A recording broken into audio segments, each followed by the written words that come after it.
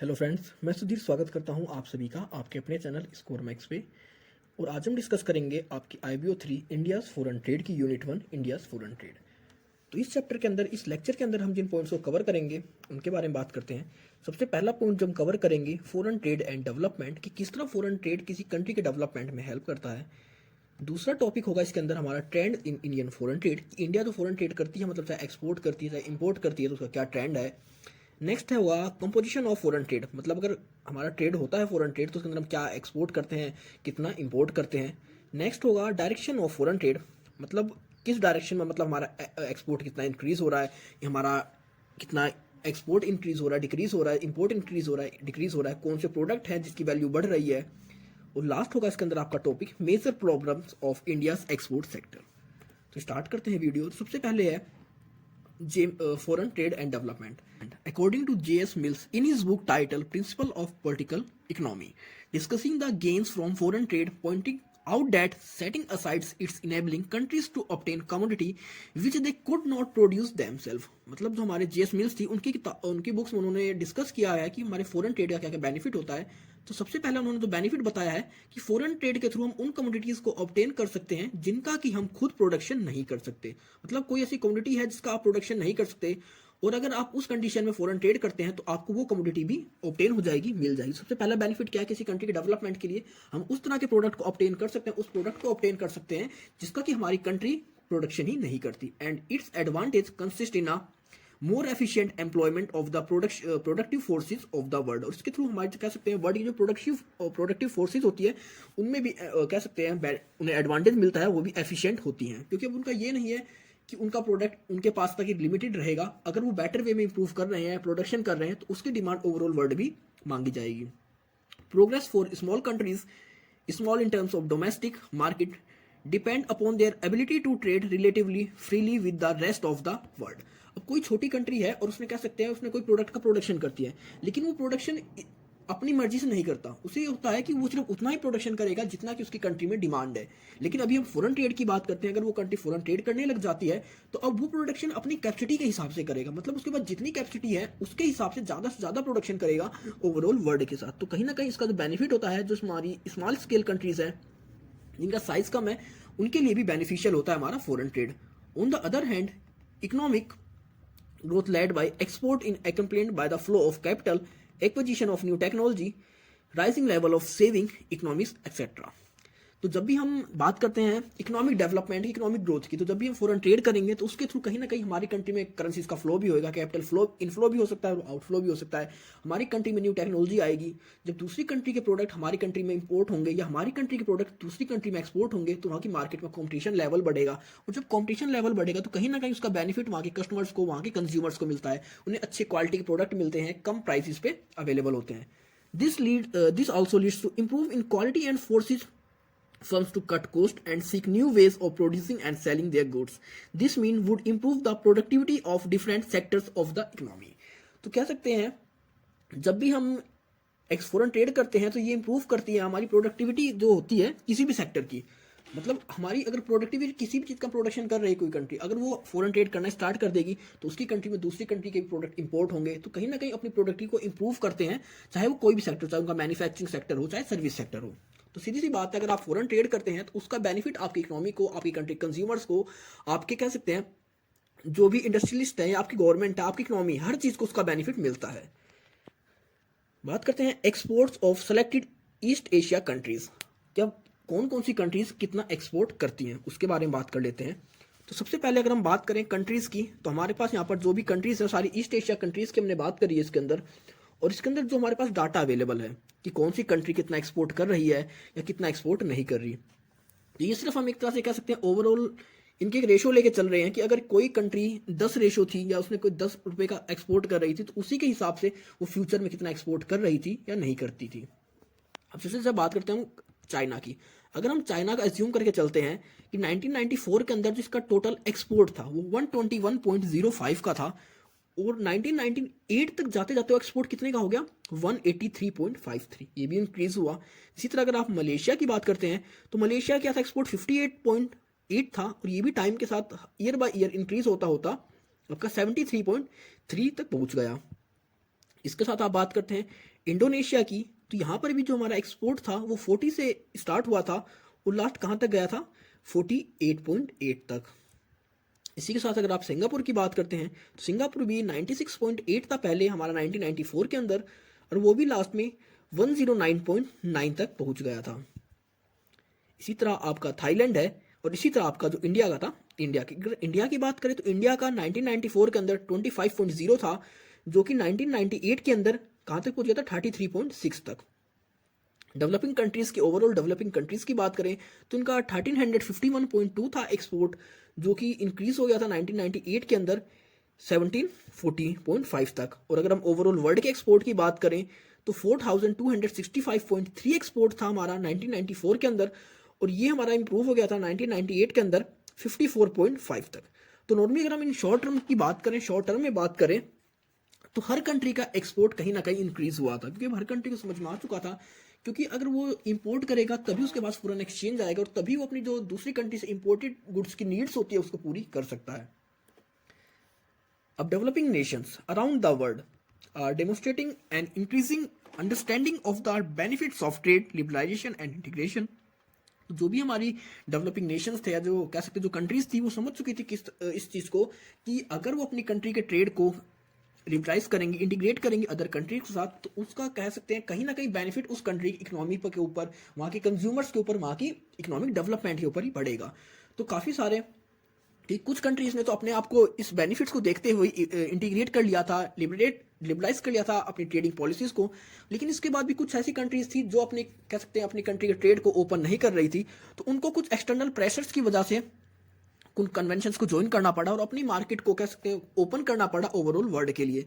इनके ऊपर प्रेशर कौन कौन से थे, जैसे कह सकते हैं आपका WTO का प्रेशर था, IMF के प्रेशर्स थे, वर्ल्ड बैंक का प्रेशर था, या फिर आपकी कोई भी अदर मल्टीनेशनल एजेंसीज थी जिनका मेन ऑब्जेक्टिव था कि ओवरऑल वर्ल्ड को एक ग्लोबल मार्केट में कन्वर्ट करना, जिसके थ्रू कि हम इजिली एक्सपोर्ट इंपोर्ट कर सकें और जो उनका लिबरलाइजेशन होता है, उनका जो ग्लोबलाइजेशन होता है, उसको बढ़ावा दिया जा सके। A global trading system was conceived and eventually embodied in the general agreement on tariff and trade.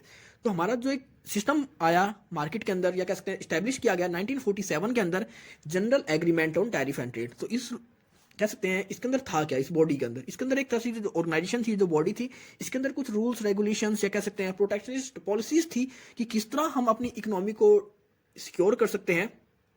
ये जैसे अगर कोई दूसरी कंट्री में ट्रेड कर रहे हैं तो किस तरह हम अपनी कंट्री के प्रोडक्ट को सिक्योर कर सकते हैं उस कंट्री के अंदर एंटर करने पर। हो सकता है कि आप किसी दूसरी कंट्री के अंदर एक्सपोर्ट करना चाहो, लेकिन उस कंट्री की जो रूल्स रेगुलेशंस गवर्नमेंट आपके प्रोडक्ट के साथ अलग बिहेव करे कंपैरिजन टू अपनी होम कंट्री के प्रोडक्ट के साथ, या आपकी कंट्री को अपनी कंट्री में आपके प्रोडक्ट को अपनी कंट्री में एंटर ना करने दे। तो इसमें कुछ ऐसे रूल्स रेगुलेशंस थे, ऐसी पॉलिसीज थी जिसके थ्रू कि हमारा जो इंटरनेशनल ट्रेड था या फॉरेन ट्रेड था उसको प्रोटेक्ट किया गया, इंटरनेशनल ट्रेड को बढ़ावा दिया गया।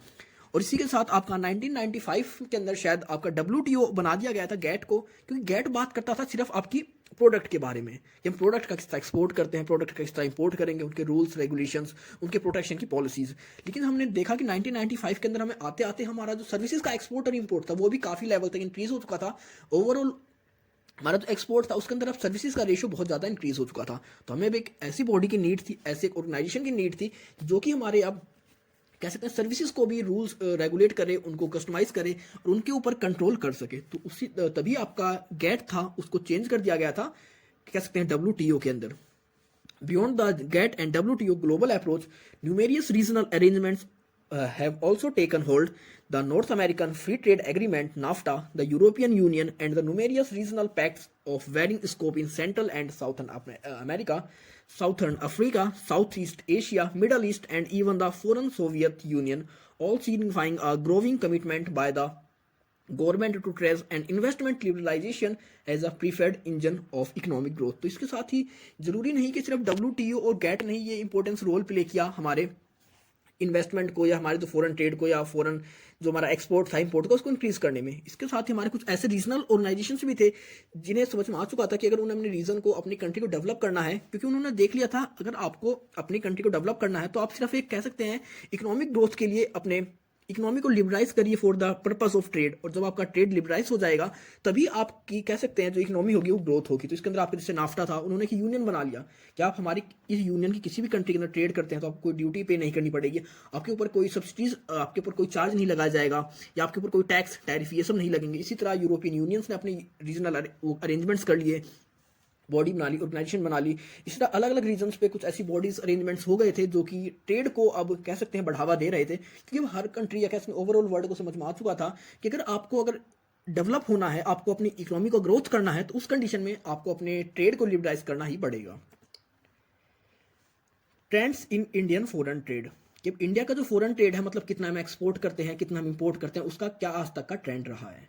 तो अगर हम ट्रेंड की बात करें डायग्राम्स के थ्रू, तो अगर हम 1995 से 1951 की बात करें, मतलब 1950 की अगर हम बात करते हैं, नॉर्मली हम सिर्फ इसी ईयर को बेस ईयर लेके चलेंगे इनके, तो अगर हम बात करते हैं 1950 के अंदर की, तो 1950 के अंदर जो हमारा कह सकते हैं जो हमारा एक्सपोर्ट था वो 606 था, और इस कंडीशन में हमारा इंपोर्ट कितना था 608। मतलब क्या हुआ, हमारा इंपोर्ट तो ज़्यादा हो गया और हमारा एक्सपोर्ट कम हो गया। तो उसमें क्या होगा, अब हमें पैसे तो ज़्यादा चाहिए क्योंकि हमने बाहर प्रोडक्ट तो कम सेल किया, लेकिन हम दूसरी कंट्री से प्रोडक्ट ज़्यादा वैल्यू के परचेज कर रहे हैं। तो उस कंडीशन में हमारा जो बैलेंस ऑफ ट्रेड था वो डेफिसिट में आ गया, मतलब -2 रुपीज़। और -2 रुपीज़ का अरेंजमेंट कहाँ से होता था, हो सकता है हम किसी दूसरी कंट्री से लोन लेते हैं, डेप्ट लेते हैं इस अपनी डिमांड को, इस नीड को पूरी करने के लिए। इसी तरह 1970 के अंदर भी यही हुआ, हमारा जो एक्सपोर्ट था वो इम्प्रूव तो हुआ काफ़ी, क्योंकि 606 से हमारा 20 साल के अंदर 1535 तक पहुँच गया, लेकिन इसी के हिसाब से हमारा इंपोर्ट भी इंक्रीज हुआ, और यहाँ पर भी हमें डेफिसिट देखना पड़ा -99 का। इसी तरह आपका अगर 1990 की बात करें तो यहाँ पर भी यही कंडीशन थी, हमारा एक्सपोर्ट से इंक्रीज हो रहा था, लेकिन उतनी स्पीड से इंक्रीज नहीं हो रहा था जिस स्पीड से आपका इंपोर्ट इंक्रीज हो रहा था। तो जब इंपोर्ट ज़्यादा इंक्रीज हो रहा है तो वहाँ पर आपको फॉरेन एक्सचेंज की नीड ज़्यादा होगी, लेकिन फॉरेन एक्सचेंज आएगा कहाँ से, सिर्फ हमें एक्सपोर्ट के थ्रू फॉरेन एक्सचेंज मिलता है, और हमारा एक्सपोर्ट कम हो रहा था, तो उस कंडीशन में हम दूसरी कंट्री से अब लोन को या डेप्ट ले रहे थे। यहाँ पर भी हमारा जो ट्रेड बैलेंस था वो बढ़ता जा रहा था, हमारा बैलेंस ऑफ ट्रेड था वो डेफिसिट कंटिन्यू इंक्रीज होता जा रहा था। ईयर बाय ईयर हमारा जो डेफिसिट था इंक्रीज होता गया। और हम बात करते हैं 1998 से 1999 के बीच की, तो यहाँ पर हमारा जो ट्रेड डेफिसिट था वो 34,495 तक इंक्रीज हो गया था। मतलब हमारे पास बहुत ज़्यादा हम डेप्ट में डूब चुके थे। Realizing the importance of export in the development of the economy, government of India take have been making continuous efforts to promote export. अब हमारी कंट्री ने देखा कि अगर हमें एक्सपोर्ट करना है, डेफिसिट को कम करना है, अपने इंपोर्ट को मेंटेन करना है, तो हमें अपनी कंट्री के एक्सपोर्ट को बढ़ाना ही पड़ेगा। बिना एक्सपोर्ट को बढ़ाए हम अपने इस इंपोर्ट को मेंटेन नहीं कर सकते, क्योंकि day by day, year by year ये दूसरी कंट्री से डेप्ट ले रहे थे, तो उस चीज़ को भी इन्हें रीपे करना होता है। तो इसी के बाद हमारी गवर्नमेंट ने कैसे तो कुछ मेजर स्टेप्स लिए। 1991 के अंदर इंट्रोड्यूस किया इन्होंने कुछ ऐसी नई industrial trade and physical policies को, मतलब कुछ फिजिकल पॉलिसीज को बनाया गया, या कह सकते हैं जो हमारी पहले की इंडस्ट्रियल पॉलिसीज थी उनको रिफॉर्म किया गया, कि जिसके थ्रू ज़्यादा से ज़्यादा प्राइवेट सेक्टर को उसमें एंगेज किया जा सके, उनके एक्सपोर्ट को एंगेज किया जा सके। नई पॉलिसीज बनाई गई, उनको कह सकते हैं इंसेंटिव प्रोवाइड किए गए, एक्सपोर्ट का जो प्रोसीजर था उसको ईजी बनाया गया। तो ऐसे बहुत सारे रूल्स रेगुलेशंस स्टेप्स लिए गए थे, रिफॉर्म्स लाए थे, जिसके थ्रू कि उनका मेन पर्पस था हमारे एक्सपोर्ट को बढ़ावा देना। The trade reforms aim at creating environment to enable increase in exports at a rapid pace। तो इसका ऐसे environment का मतलब ये रूल्स बनाए क्यों गए, रिफॉर्म्स क्यों लाए गए, क्यों ऐसी पॉलिसीज बनाई गई, इनका मेन पर्पस यही था कि हमारे एक्सपोर्ट को रैपिडली पेस दी जाए, मतलब एकदम से हमारे एक्सपोर्ट को बढ़ावा मिले। Country specific and commodity specific measurement were taken to promote export. अब यहाँ पर हमने क्या किया, कुछ कंट्रीज को टारगेट किया, कुछ प्रोडक्ट को टारगेट किया, जिनके कि हमने टारगेट किया कि हमें इस कंट्री के अंदर इस प्रोडक्ट की मिनिमम अपनी जो ग्रोथ होती है उसको इंक्रीज करना है। हमने डाटा लिया हमारे प्रीवियस रिकॉर्ड से कि हम किस कंट्री में कितना ट्रेड कर रहे हैं, कितना एक्सपोर्ट कर रहे हैं।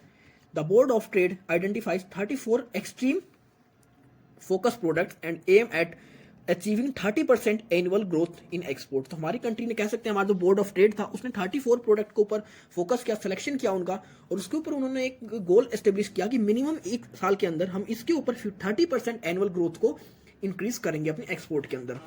The ministry of commerce has taken in the depth analysis of identifying countries and product for boosting economies या बूस्टिंग एक्सपोर्ट्स। इसके साथ ही हमारी जो मिनिस्ट्री ऑफ कॉमर्स थी उसने हमारा डेप्थ एनालाइज किया अपने प्रीवियस रिकॉर्ड्स का, और उसने 15 प्रोडक्ट और 15 कंट्रीज का सिलेक्शन किया अपने एक्सपोर्ट को बढ़ाने के लिए, क्योंकि ये 15 प्रोडक्ट और 15 कंट्रीज वो थी जो कि हमारे ओवरऑल फॉरेन ट्रेड का 75% कवर करती थी। तो इसके अंदर जो प्रोडक्ट का सिलेक्शन किया गया था, like gems, jewellery, cotton yarn, fabrics, man made yarn, marine products, transport equipment, metal infrastructures या मेटल आपके मैन्युफैक्चर्स, मशीनरी हो गई, इंस्ट्रूमेंट हो गए, लेदर्स हो गए, organic and inorganic chemicals, dyes, intermediates, plastics and petroleum products, agrochemicals and oils. Sorry, यहाँ पर पेट्रोलियम आएगा, इसको आप ठीक कर लेना, पेट्रोलियम। तो ये तो वो प्रोडक्ट थे जिनका सिलेक्शन किया गया एक्सपोर्ट को बढ़ाने के लिए कि हम इन्हीं प्रोडक्ट पर फोकस करेंगे। वो कंट्रीज कौन कौन सी थी, मतलब प्रोडक्ट तो आपने देखा, कंट्रीज भी आपको पता होनी चाहिए। USA, Japan, Germany, Belgium, UAE, Saudi Arabia, UK, Singapore, Russia, Italy, Bangladesh, France, Netherland, Hong Kong and Thailand. ये कुछ कंट्रीज थी जिनको कि कह सकते हैं फोकस किया गया था, टारगेट किया गया था अपने एक्सपोर्ट को बढ़ाने के लिए। मतलब हमारा जो मेन आइडेंटिफाई किया था हमने कंट्रीज को, ये वो कंट्रीज थी। Reduction in trade deficit. अब हमारी कंट्री ने देखा कि हम अपनी कंट्री के एक्सपोर्ट को बढ़ा रहे हैं, लेकिन एक और मेजरमेंट होता है अपने डेफिसिट को कम करने का। Reduction in trade deficit is possible either bye a reduction in import और बाय इंक्रीज इन एक्सपोर्ट। या तो हम अपने एक्सपोर्ट को बढ़ाएं या अपने इंपोर्ट को इंक्रीज करें। तो हम एक्सपोर्ट को बढ़ाने के लिए हमने अपनी पॉलिसीज को कर दिया था। अब हम देख रहे थे कि हम कम से कम दूसरी कंट्री से इंपोर्ट को करें, मतलब दूसरी कंट्री के जिन प्रोडक्ट को हम अभी तक इंपोर्ट कर रहे थे उनकी सब्सिट्यूट को हम अपनी कंट्री के अंदर कह सकते हैं एक तरह से सपोर्ट करने लगे, और हमने उन प्रोडक्ट को टोटल बैन कर दिया, रेस्ट्रिक्शंस लगा दी उन प्रोडक्ट के इंपोर्ट पर जिनको बनाने में हमारी कंट्री अभी तक कह सकते हैं एफिशिएंट हो चुकी थी। लेकिन कह सकते हैं कि जरूरी नहीं है कि आप हर प्रोडक्ट को इंपोर्ट को रोक कर ही अपना डेवलपमेंट कर सकते हैं। कई बार क्या होता है, अगर आपकी कंट्री में कोई इंपोर्ट नहीं होता प्रोडक्ट, तो आपकी कंट्री में उससे मोनोपोली क्रिएट हो जाती है, और उसकी वजह से हमारे जो कस्टमर्स होते हैं उनको ज़्यादा प्राइस पे करना पड़ता है। तो हमें ये भी देखना होता कि हमें सिर्फ उन प्रोडक्ट के इंपोर्ट पर बैन लगाना था या उन प्रोडक्ट के ऊपर रेस्ट्रिक्शंस लगाया था जिसके थ्रू कि हमारी जो डिमांड और सप्लाई थी, प्रोडक्ट के प्राइस थे, उनके ऊपर कोई इफेक्ट ना पड़े। Capital goods, which was shown, account for 22% of the total imports for the year 1996 and 1997. Fuel accounts for 26% of the total imports for the year 1996 and 1997. तो हमने इंपोर्ट था जो दूसरी कंट्री के साथ, हमने मैक्सिमम दूसरी कंट्रीज के इंपोर्ट पर रेस्ट्रिक्शंस लगा दिया था, बैन लगा दिया था, कम कर दिया था इंपोर्ट करना। हम मैक्सिमम सारे गुड्स कम्युनिटीज को अपनी कंट्री में ही कह सकते थे प्रोड्यूस कर रहे थे, मैन्युफैक्चर कर रहे थे। लेकिन 1996 और 1997 के अंदर देखा गया कि हमारा जितना भी एक्सपोर्ट था, मतलब इंपोर्ट था, उसमें बहुत तेजी देखी गई कैपिटल गुड्स के इंपोर्ट में और आपके फ्यूल्स के इंपोर्ट में। क्योंकि अब हम क्या कर रहे थे, हम खुद को डेवलप करने के लिए, खुद को एफिशिएंट बनाने के लिए दूसरी कंट्री से टेक्नोलॉजी को इंपोर्ट कर रहे थे, उनके कैपिटल गुड्स को इंपोर्ट कर रहे थे, जिसके थ्रू कि हम उन प्रोडक्ट का प्रोडक्शन कर सके, जिसके थ्रू कि हम जो इंपोर्ट करते हैं दूसरी कंट्री से प्रोडक्ट को, उनको अपनी ही कंट्री में मैन्युफैक्चर किया जा सके। In the past, we depended on foreign aid, largely consisting of loans or loan to finance our import surplus। तो हम पास्ट की बात करें तो मैंने जैसे बात करी कि हर साल हमारा इंपोर्ट ज़्यादा हुआ करता और एक्सपोर्ट कम हुआ करता। तो इसके लिए हम किस पर डिपेंड हुआ करते? इसके लिए हम डिपेंड हुआ करते फॉरेन एड पर, मतलब जो हमारी विदेशों से मदद हुआ करती उसके ऊपर हम दूसरी कंट्री से लोन को लिया करते और फिर टाइम के साथ कह सकते हैं तो किसी एग्रीमेंट के थ्रू उसको रीपे किया करते।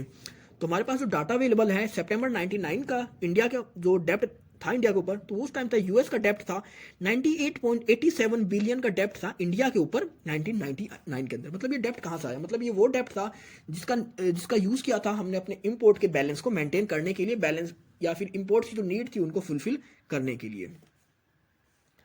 अब कंपोजिशन ऑफ एक्सपोर्ट, अब बात करेंगे हम कि हमारा जो एक्सपोर्ट हम क्या करते हैं उसके अंदर कौन कौन से प्रोडक्ट थे, उनका क्या कंपोजिशन था।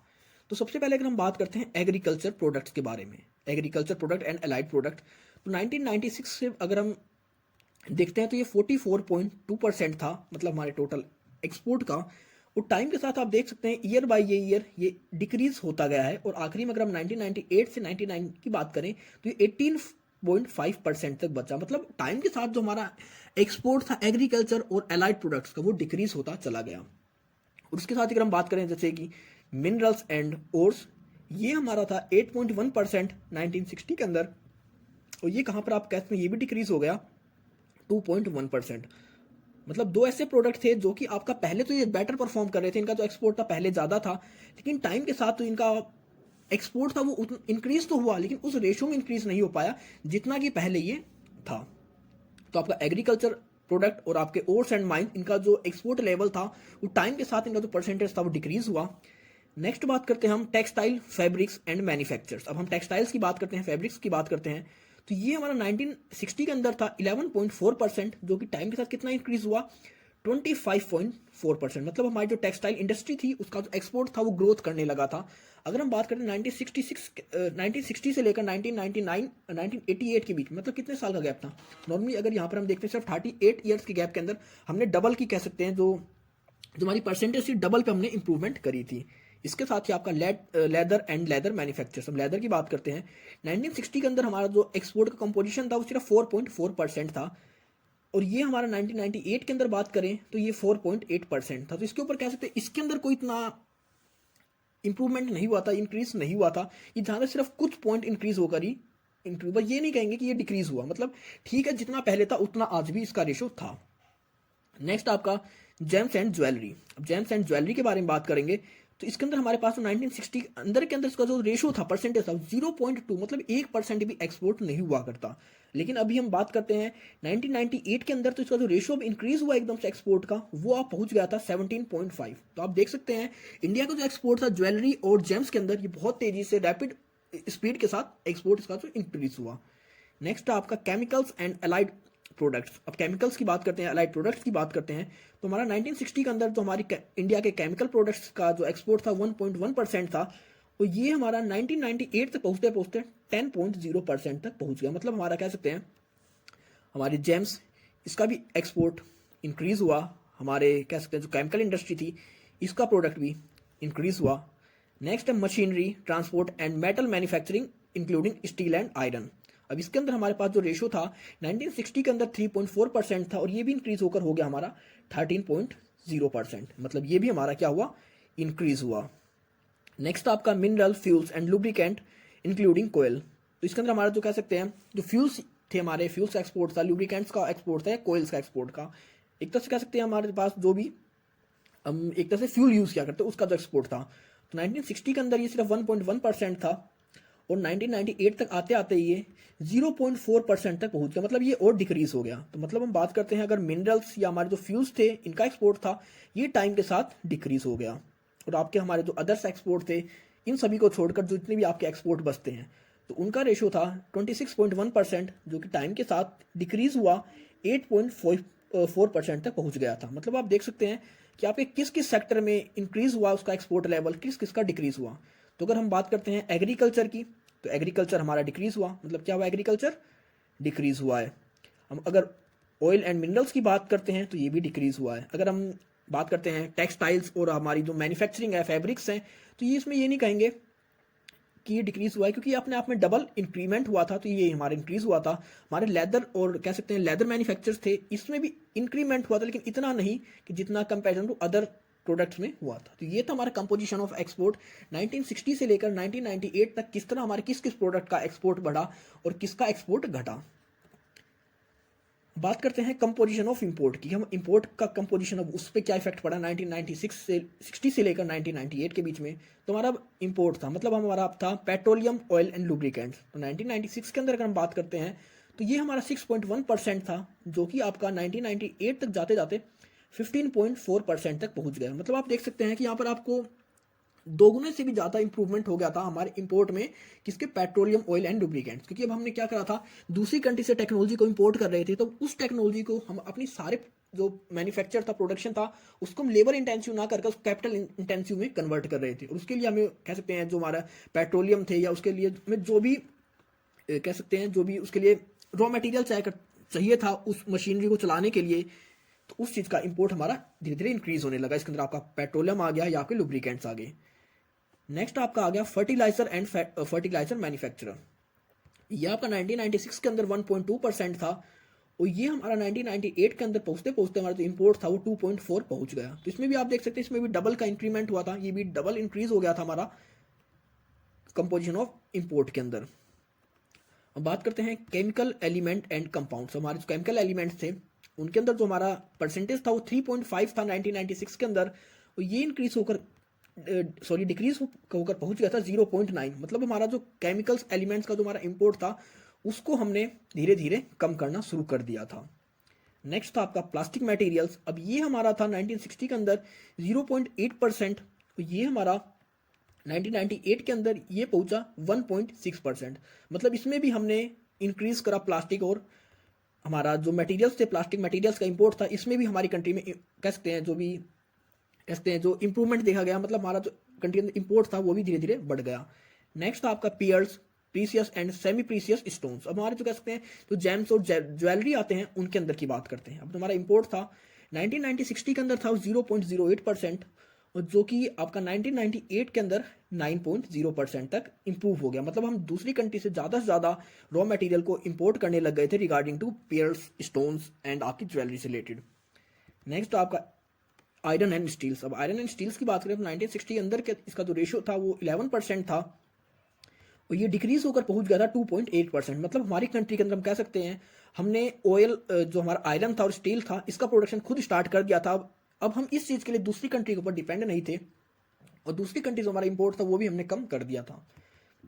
नेक्स्ट आपका नॉन फेरियस मेटल्स, इनका जो हमारा इंपोर्ट था वो 4.2% था 1960 के अंदर, और ये डिक्रीज होकर हो गया था 1.6% 1998 के अंदर। तो आपने देखा कि आपका आयरन है, चाहे आपका मेटल है, चाहे आपका नॉन फेरियस मेटल्स है, इन दोनों का जो इंपोर्ट हमारी कंट्री के अंदर डिक्रीज हो गया था। मतलब इन दोनों के लिए हम खुद अपने आप में हम डिपेंडेबल हो गए थे।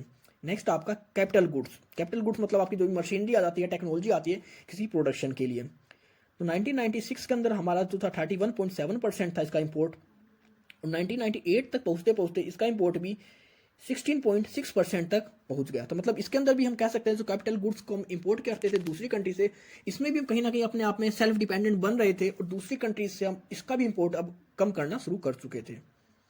अब इसके साथ आपके जो इन सभी प्रोडक्ट अदर्स जो भी बच जाते हैं उनका जो रेशियो था वो 41.4% था 1960 के अंदर, और आपका 1998 के अंदर वो हो गया था 49.7%। तो आपका ओवरऑल जो हम कह सकते हैं इंपोर्ट था वो कहीं ना कहीं इंक्रीज हुआ था।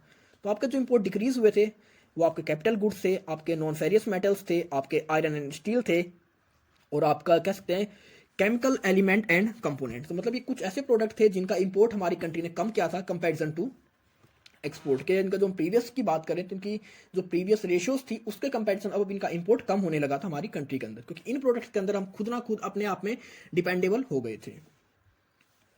Direction of export. जब जो डायरेक्शन हम मतलब जो हम एक्सपोर्ट करते थे वो किस कंट्री के अंदर क्या करते, किस कंट्री को हम ज़्यादा करते थे, किसको कम करते थे। अब सबसे पहले बात करते हैं कि 1996 के अंदर, तो यहाँ पर हमारा जो यूके को हम एक्सपोर्ट करते थे वो कितना था 26%। तो यही हमारा जो रेशो कह सकते हैं 1998 तक आते आते कितना हो गया 5.6%। मतलब हमारा जो शेयर था यूके को एक्सपोर्ट करने को टाइम के साथ डिक्रीज ही होता गया। पहले हमारा 26 था, फिर आपका 11 हुआ, फिर आपका 5.19 हुआ, फिर आपका 6.5 हुआ, 6.5। टाइम के साथ क्या हुआ, यूके के साथ जो हमारा एक्सपोर्ट था वो डिक्रीज होता चला गया। दूसरी बात करते हैं जर्मनी के बारे में। अब जर्मनी का अगर 1996 का जो हमारा एक्सपोर्ट था वो 3.5% था हमारे ओवरऑल एक्सपोर्ट का, और टाइम के साथ सिर्फ 1997 के अंदर हमारा ये डिक्रीज हुआ था, लेकिन इसके बाद एक कंटिन्यू इंक्रीज होता चला गया, और ये हमारा 1998 के अंदर 5.6% था हमारे ओवरऑल एक्सपोर्ट परसेंटेज का। इसके साथ ही जैसे आपका बेल्जियम है, बेल्जियम का पहले रेशो था 0.8%, और ये बाद में इंक्रीज होकर पहुंचा था 3.9%। जैसे आपका फ्रांस था, फ्रांस का पहले क्या था रेशो हमारे पास 1.4%, और ये भी इंक्रीज होकर पहुंच गया था 2.5%। नीदरलैंड था आपका, नीदरलैंड का 1.3% था, और ये भी इंक्रीज होकर पहुंच गया था 2.5%। यूएसए का आपका जो आपका एक्सपोर्ट रेशो था, परसेंटेज था, वो भी 16 से 21 तक पहुंच गया था। जापान की अगर हम बात करें ये 5.5% था, और ये अब 4.9 पर, मतलब ये डिक्रीज हो गया था। जापान का क्या हुआ था, डिक्रीज हुआ था हमारा एक्सपोर्ट। यूके का भी डिक्रीज हुआ था, और इन सभी कंट्रीज के इंक्रीज हुए थे। जो भी ये कंट्रीज हैं जैसे आपकी जर्मनी है, फ्रांस है, बेल्जियम है, नीदरलैंड है, यूएसए है, इन सभी के जो हमारा एक्सपोर्ट था वो परसेंटेज इंक्रीज हुआ था। सऊदी अरबिया की बात करें तो 0.5% था पहले, और ये 1998 तक आते आते 2.3% ये भी इंक्रीज हुआ। इसके साथ ही आपका जो रशिया का था, रशिया का डिक्रीज हुआ था हमारा एक्सपोर्ट। पहले हमारा 4.5 था 1960 के अंदर, और ये टाइम के साथ 2.1% तक डिक्रीज हो गया। और इसके बाद आपकी जो अदर लीस्ट डेवलपिंग कंट्रीज थी उनके साथ जो हमारा एक्सपोर्ट हुआ करता वो हुआ करता 14.8% 1960 के अंदर, और वो भी इंक्रीज होकर उसका जो शेयर कहाँ पहुंचा 24.6% तक। उसके बाद इनको छोड़ देगा, फिर इसके बाद जो भी अदर कंट्रीज बच जाती हैं उन सभी का हमारा जो एक्सपोर्ट रेशो था 1996 के अंदर 25%, मतलब एक कहते हैं 1/4 हम इनको एक्सपोर्ट करते थे। और ये बाद में भी इसमें कोई ज़्यादा इफेक्ट नहीं पड़ा, कम हुआ, लेकिन इतना भी कम नहीं हुआ था हमारा एक्सपोर्ट कि ज़्यादा इफेक्ट इस पर देखा जाए। मतलब पहले हमारा ये 25.2% था, और बाद में हमारा 1998 के अंदर ये पहुंच गया था 24.3%। तो ये कुछ ऐसे थे जिनका कि कह सकते हैं डिक्रीज हुआ, और कुछ का हमारा एक्सपोर्ट था उन कंट्रीज के साथ, परसेंटेज तो थी ओवरऑल एक्सपोर्ट की वो इंक्रीज हुई। कहीं ना कहीं आपके एक्सपोर्ट आपके उस कंट्री के साथ रिलेशंस को भी डिस्क्राइब करते हैं, क्योंकि जैसे हमारे यूएस के साथ हमारा बहुत अच्छा रिलेशन स्टैब्लिश हुआ, और आप देख सकते हैं यूएसए कहाँ 16% था 1960 के अंदर, और फिर आपका ये कह सकते हैं 21% तक पहुंच गया। तो ये सिर्फ एक था कि हमारा जो दूसरी कंट्री का ट्रेड रिलेशंस थे, वहाँ की जो गवर्नमेंट था, हमारे रिलेशंस थे, पॉलिटिकल इन्वायरमेंट था हमारा वो अच्छा था। तो ये था हमारा डायरेक्शन ऑफ एक्सपोर्ट। अब बात करते हैं डायरेक्शन ऑफ इंपोर्ट के बारे में। तो सेम उसी तरह कॉन्सेप्ट इसमें भी है कि हमारा किस कंट्री के साथ, अगर हम यूके की बात करें, यूके से हम 1960 के अंदर 19.4% इंपोर्ट करते थे, ये भी हमारा डिक्रीज हो गया था इंपोर्ट भी यूके का 6.1% टाइम के साथ। जर्मनी की बात करें तो जर्मनी का भी यही हुआ, पहले हम ज़्यादा इंपोर्ट करते थे, बाद में वो कम हो गया। बेल्जियम का था, तो बेल्जियम का जो इंपोर्ट था वो इंक्रीज हुआ था, मतलब पहले हमारा 1.4 था और ये टाइम के साथ 6.0% तक इंक्रीज हो गया था, मतलब जिसकी परसेंटेज थी ओवरऑल 100% के अंदर वो इंक्रीज हो गई थी। फ्रांस की बात करें तो फ्रांस का आपका जो 1.9 था पहले, और ये टाइम के साथ 1.7 हो गया। यूएसए की बात करें तो यूएसए का जो इंपोर्ट था 29.2%, ये भी डिक्रीज हो गया था। इसी तरह आपका जापान है, आपका सऊदी अरबिया है, कुवैत है, ईरान है, रशिया है, और अदर डेवलपिंग कंट्रीज अदर्स, कि आप इन रेशों को खुद चेक कर सकते हैं कि किसके साथ हमारा कितना एक्सपोर्ट इंपोर्ट इंक्रीज हुआ और किसके साथ हमारा डिक्रीज हुआ। बात करते हैं major problems of India export sector. तो हमारे जो उस टाइम का जो इंडियन का एक्सपोर्ट सेक्टर था, वहाँ पर कौन कौन सी प्रॉब्लम्स को फेस किया जा रहा था एक्सपोर्ट में, कि हमारा एक्सपोर्ट कम क्यों रहा था, उसका रीज़न क्या था। तो सबसे पहला जो पॉइंट था हमारा पुअर क्वालिटी इमेज। अब हमारे made in India does not enjoy good reputation in that market abroad. हमारा जो उस टाइम में मेड इन इंडिया का नाम था, वो फॉरेन मार्केट में इतना अच्छी रेपुटेशन उसकी नहीं थी। Rather it is considered to be a sign of poor quality. International market के अंदर इंडियन प्रोडक्ट्स को पुअर क्वालिटी की एक तरह से कंसीडर किया जाया करता। अगर कोई इंडियन प्रोडक्ट है तो हमारा उस टाइम पे मानना यही था कि प्रोडक्ट की क्वालिटी अच्छी नहीं होगी। Despite the measures taken under the export quality control and inspection act and other laws, our exports continue to suffer because of the quality problem.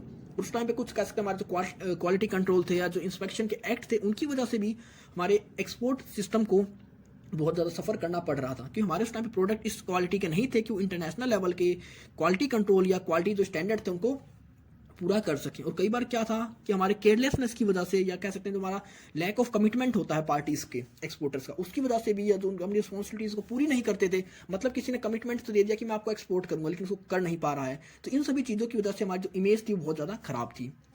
दूसरा है आपका हाई कॉस्ट, मतलब हमारे प्रोडक्ट की जो कॉस्टिंग थी वो बहुत ज़्यादा हाई थी। रीज़न क्या था, हम दूसरी कंट्रीज से कह सकते हैं इंटरेस्ट लेते थे। अब दूसरी कंट्रीज से जब हम इंटरेस्ट ले रहे हैं तो कहीं ना कहीं उस इंटरेस्ट को हम पे तभी करेंगे जब उस कंट्री के थ्रू हम उस प्रोडक्शन से ज़्यादा प्रॉफिट अर्न करेंगे। और प्रॉफिट तभी अर्न हो सकती है कि जब हम उस प्रोडक्ट के प्राइस को इंक्रीज करेंगे। अब जब हमारे प्रोडक्ट के प्राइस इंक्रीज हो गए हैं, तो वहाँ पर जब हमने प्रोडक्ट के प्राइस इंक्रीज करा, अब उसके अंदर हमारी कंट्री का प्रॉफिट भी है, हमने जो लोन ले रखा है उसका अमाउंट भी है, तो कहीं ना कहीं हमारे जो प्रोडक्ट के प्राइस थे वो अपने आप इंक्रीज हो जाएंगे।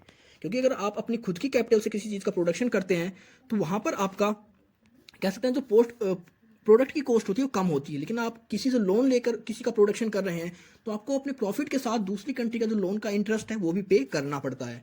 दूसरी कंडीशन थी हमारी कंट्री के जो बैंक लोन थे। अगर हम अपनी कंट्री के बैंक लोन की बात करें तो हमारी कंट्री के जो बैंक लोन थे वो 3% पे हमारे इन एक्सपोर्टर्स को लोन प्रोवाइड किया करते।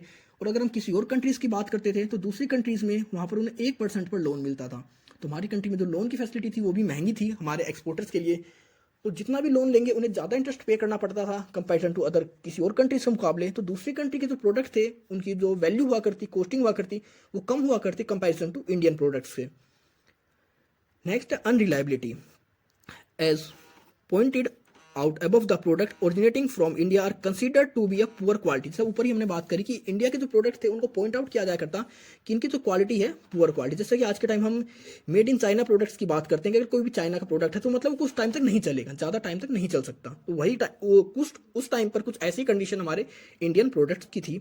Besides quality, Indian exporters are regarded as unreliable on certain other factors such as going back on an contract and refusing to fulfill it on its original terms, inability to provide prompt after sale service। और उसके साथ ये भी था कि उस time पे हम जो आफ्टर सेल के बाद सर्विस थी वो भी नहीं दिया करते। हमारी कंट्रीज के जो एक्सपोर्टर्स थे इतने कैपेबल नहीं थे कि अगर कोई कंट्री हमारे प्रोडक्ट को रिफ्यूज़ कर देती है तो हम उसको दोबारा रिप्लेस कर सके, चेंज कर सके या उस चीज़ को एक्सेप्ट कर सकें easily.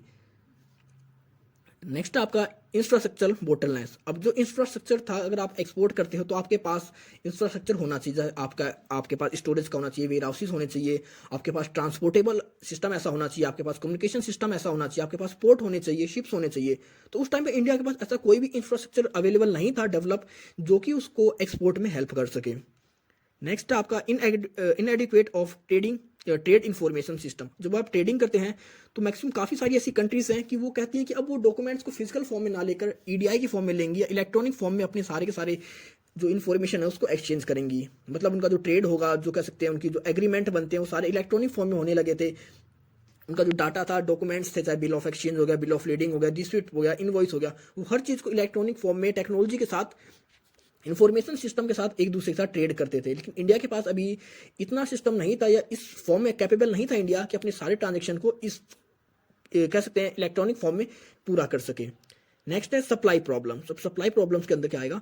A serious drawback of the Indian exporter sector is to be inability to provide continuous and smooth supply in adequate quantity in respect of several products. तो ये नहीं था कि हमारे जो एक्सपोर्टर थे वो हरदम किसी एक प्रोडक्ट की सप्लाई इजीली दे सके। हो सकता है किसी एक्सपोर्टर ने आज उसके पास इतना फंड था कि उसने आज तो सप्लाई कर दी, लेकिन इन फ्यूचर में हो सकता है जब दोबारा उसके पास डिमांड आए तो उसके पास प्रोडक्शन ना हो, या प्रोडक्शन ना कर पाए, या उसको वो फाइनेंस अवेलेबल ना कर पाए, दूसरी कंट्री से प्रोडक्ट का इंपोर्ट ना कर पाए। तो मतलब कह सकते हैं उनकी सप्लाई प्रॉब्लम थी। कभी वो एक्सपोर्ट नहीं कर पाते थे टाइम पर, कभी वो मैन्युफैक्चरिंग नहीं कर पाते थे, उनका जो एक्सपोर्ट का टाइम हो तो वो इंक्रीज हो जाता था कई बार। तो ऐसी सारी बहुत सारी प्रॉब्लम्स थी जो कि हमारी सप्लाई से रिलेटेड थी। नेक्स्ट आपका फेसलेस प्रेजेंस। अब हम बात करते हैं फेसलेस प्रेजेंस। फेसलेस प्रेजेंस की मतलब उस टाइम पर हमारे जितने भी प्रोडक्ट थे उन सभी का कोई ना कोई फेस मार्केट में अवेलेबल था। जैसे हम बात करते हैं, अगर हम कोई उस टाइम पे कैमरे का प्रोडक्शन कर रहे थे या टेक्नोलॉजी का प्रोडक्शन कर रहे थे, तो उस टाइम पे जापान या कह सकते हैं हम साउथ कोरिया अपने आप में एक फेस बना चुके थे कि अगर आपको कैमरे प्रोडक्ट परचेज करने हैं तो आप कैमरा अगर परचेज करोगे तो आप सोनी का परचेज करो, क्योंकि जापान का बना है, उसकी गुडविल हो चुकी है एक। इसी तरह मतलब उस टाइम मार्केट में जितने भी प्रोडक्ट अवेलेबल थे उनका कोई ना कोई फेस पहले ही बन चुका था, और हमारी कंट्री के प्रोडक्ट्स का कोई भी फेस वहाँ पर अवेलेबल नहीं था। तो इसकी वजह से भी हमारे जो एक्सपोर्ट प्रॉब्लम हुआ करती, वो कई बार तो हम इस तरह एक्सपोर्ट किया करते कि हम अपने प्रोडक्ट को दूसरी कंट्री को एक्सपोर्ट कर देते थे और उसके बाद हमारे ही प्रोडक्ट को वो अपनी कंट्री के ब्रांड और लोगों के साथ मार्केट में सेल किया करते हैं। तो इसका रीजन क्या था? फेसलेस प्रेजेंस, मतलब हमारा कोई फेस अवेलेबल नहीं था इंटरनेशनल मार्केट के अंदर। नेक्स्ट आपका uncertainties, procedural complexities and institutional rigidities. इसके अंदर हम बात करेंगे one of the defects of our trade policy regime has been the uncertainty about future policies, incentive schemes, etc. In order to bring some stability in the direction, the export-import policy has been given a 5-year span. However, still every year a large number of amendments in the EXIM policy are affected. तो हमारी उस time पे क्या था कि हम day by day अपनी policies को चेंज ही कर रहे थे। हमारे पास कोई एक फिक्स पॉलिसी नहीं थी रिलेटेड टू हमारी इंसेंटिव से रिलेटेड, हमारी कह सकते हैं ट्रेड से रिलेटेड, एग्जिम पॉलिसी रिलेटेड। अब जब आप डे बाय डे अपनी पॉलिसीज को चेंज कर रहे हो, अमेंडमेंट कर रहे हो, तो कहीं ना कहीं वो आपके एक्सपोर्ट को, आपके ट्रेड को इफेक्ट करेगी। तो ये कुछ हमारे मेजर प्रॉब्लम्स थे इंडियन एक्सपोर्ट सेक्टर के। तो ये चैप्टर आपका खत्म होता है। आई होप आपको सब कुछ समझ में आ गया होगा। और अगर आपने अभी तक मेरे चैनल को सब्सक्राइब नहीं किया है तो हमारे चैनल को सब्सक्राइब कर ले, वीडियो को लाइक करो, शेयर करो। और अब आप मुझे मेरे इंस्टाग्राम अकाउंट पर भी फॉलो कर सकते हैं, जिसके थ्रू कि आप इग्नू के अपडेट्स और आपके चैप्टर्स के नोट्स को ले सकते हैं। तो मिलते हैं जल्दी एक नई वीडियो के साथ, तब तक ले take care, goodbye friends.